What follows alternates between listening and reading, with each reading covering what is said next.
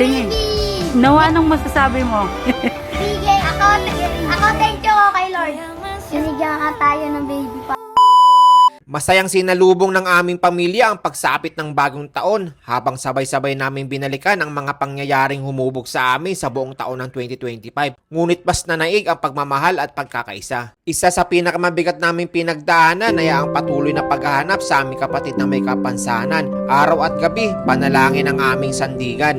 Hanggang ngayon ay wala pa siya sa aming piling, ngunit hindi kailanman nawala ang pag-asa. Kahit wala siya sa aming pagdiriwang, dama niya ang aming pagmamahal. Ikaw ang aming kapatid, ikaw ang tito ng aking mga anak, at hindi ka namin kakalimutan. Madadagdagan man ang miyembro ng aming pamilya, pangako ko, hindi ako susuko sa taong 2026. Kahit patandain pa tayo ng panahon at kumulubot ang ating mga balat, hahanapin pa rin kita. Sa kabila ng lungkot, dumating ang liwanag ng aming 2025, ang balitang may paparating na bagong baby na sa sinapupunan pa lang ni Mrs. At habang wala pa si baby, abala na kami sa paghahanda, bumili na kami ng kanyang mga damit, iba't ibang kulay na babagay talaga sa kanya at sobrang ganda ng quality. Kung may interesado at gusto rin bumili ng damit para sa mga baby angel nila, nasa Yellow Basket lang po mga tropa. Halos kompleto ng kanyang mga gamit, diaper, baby crib at gatas na lang ang kulang. Mas lalo pang naging espesyal dahil ang mga kuya niya ang pumili ng kanyang pangalan. Hey! It's a boy! New Tingin. baby! Name Zion! Yay! Noah, anong masasabi mo? Bigay na yan. Bigay mo yan! Palitan ng baby girl. Ano masasabi mo? Palitan na yan. Bigay ako thank you kay Lord.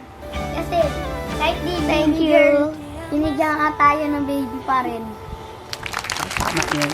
Konting trivia nga pala sa pangalan ng baby namin mga tropa, Zion Gabriel ang name niya. Ang Zion ay nangangahulugan ng banal na lugar o pangako ng Diyos, simbolo ng pag-asa at bagong simula. Ang Gabriel naman ay isa sa mga arkanghel ng Diyos, tagapaghatid ng mabuting balita. Magkasama ang pangalan niya ay pagpapala na siya ay isang biyayang ipinadala ng Diyos, tagapagdala ng pag-asa sa aming pamilya. Ibigay mo sa amin ang swerte ngayon 2026. Walang kristal na Bibi Uwa, Bibi Sayon. Dapat very good, no? Mabait na baby, no? Dalawa ang selebrasyon namin, bagong taon at kaarawan ng aming kuya CJ. Birthday na, New Year pa, kaya naman umaapaw ang saya. Simple pero bongga ang dekorasyon sa sala, idea lahat ni Mrs. Ako naman kahit ispiras na ng bagong taon, bumiyahe pa rin dahil sa pag-asa na makikita ko siya bago matapos ang taon ng 2025. Pag uwi ko, napahanga talaga ako, ang ganda ng mga dekorasyon, ang sarap ng mga pagkain niluto ni Mrs. Pagod sa katawan pero busog sa puso. Habang ang iba ay nagpapaputok, ang mga bata ay dala ang kanilang mga turutot at nag-iingay sa labas ng aming bahay. Kami naman ay nagpapausok ng insenso sa buong bahay, paniniwalang makakatulong upang itaboy ang mga malas para ang maiwan ay swerte at good vibes na lang ang matira. Pero kung gusto mo talagang swertehin, huwag lang umasa sa asin, bigas o barya. Simulan mo sa mabuting puso, masayang ngiti at pasasalamat araw-araw. Sabi nga, mas mabilis pumasok ang swerte sa bahay na laging may tawanan. Samahan pa ng gawa, pagsisikap, sipag at tiyaga. Hindi nyo ka, Lord. Lord, bigyan nyo kami Bigyan po kami ng maraming blessing sa 2026. 2026. Pagdating ng countdown, hindi na talaga mapigilan ang sigawan ng mga bata, takbuhan at maiingay na turotot. At sa pagsalubong ng bagong taon, meron din akong gustong i-share sa inyo mga tropa, isang Bible verse. Sabi nga sa Jeremiah chapter 29 verse 11, sapagkat nalalaman ko ang mga panukala ko para sa inyo, sabi ng Panginoon, mga panukalang para sa ikabubuti at hindi sa ikasasama, upang bigyan kayo ng magandang kinabukasan, puno ng pag-asa. Ang talatang ito ay paalala na kahit hindi natin nauunawaan ang lahat ng nangyayari, may plano ang Diyos, ang bawat luha, paghihintay at pagsubok ay may patutunguhan. Habang nire-review ko ang video ng gabing iyon, ramdam ko ang saya sa kanyang mga mata ng aming ina ng tahanan. pagkainan. May halong luha kahit hindi niya ipinapakita, damo ko ang kanyang kagalakan at pagmamahal. Dinadaan lang niya sa palakpak at pagtawa. Grabe ang agawan ng barya ng mga bata, simbolo ng pagpasok ng pera sa bahay. Nang tanungin ko ang isa sa kanila kung saan gagamitin ang pera, aba, marunong na, may plano na. Oh, dami pera. Ano bibili mo dyan? Pagkain. Ay, very good talaga. Oh, wag laruan ha. Pagkain ha. Wag laruan. Pagkain. Dahil double celebration, may cake kami para sa kuya ng aming pamilya. Anak, parang kailan lang, karga-karga pa kita, ang dungis-dungis mo pa dyan. Ang mga ngiti mo noong baby ka pa ay hindi ko makakalimutan. Ikaw din ang dahilan para mas lalo ko pang pag-igiyan at magsumikap sa buhay para mabigyan kayo ng magandang kinabukasan. Hanggang dumami na kayo. Nandyan na si Kuya Mabmap, si Noah Kendrick at ngayon paparating naman si Baby Zion Gabriel sa ating pamilya. Ang bilis talaga ng panahon, parang kailan lang. Ikaw pa lang ang anak namin ng mama mo. Ngayon, 12 years old ka na.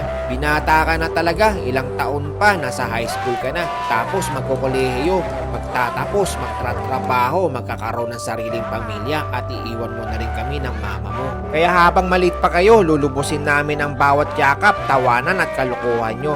Sa pagpasok ng taon, hindi mawawala ang unang dalangin ngayong taon ng 2026. Panginoon, maraming salamat sa lahat ng biyaya na binigay mo sa amin ng aking pamilya sa buong taon ng 2025.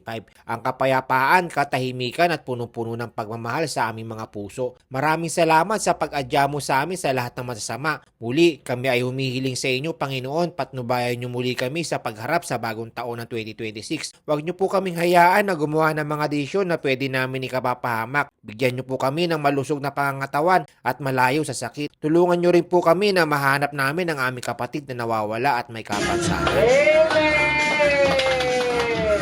At para sa aming pamilyang patuloy na umaasa at nananalig, ito ang talatang ating baon ngayong 2026. Sa Awit chapter 28 verse 7, ang Panginoon ang aking lakas at kalasag, sa Kanya ako'y nagtiwala at tinutulungan Niya ako. Kapag ang pamilya ay sama-samang nagtiwala sa Diyos, nagiging matatag ito sa gitna ng unos. May lakas kahit pagod, may pag-asa kahit naghihintay. Sa pagsapit ng unang araw ng 2026, sinalubong kami ng malakas na ulan habang ang mga bata ay naglilinis ng bahay. May nagpupunas ng salamin, may nagwawalis at naghuhugas ng mga pinagkainan. Ang bunso ko naman ay nagbabasa at nagsusulat, habang ang buntis ay nakahilata at nagpapahinga sa kwarto. Habang himas-himas niya ang kanyang malaking tiyan at kinakausap ang baby sayo namin sa tiyan. Kaya ang tema ng unang araw ng taon, pahinga, higa at sama-samang pahinga na pasasalamat. Isang bagong taon, panibagong yugto, parehong pamilya, mas matibay, mas mapagmahal at mas puno ng pag-asa.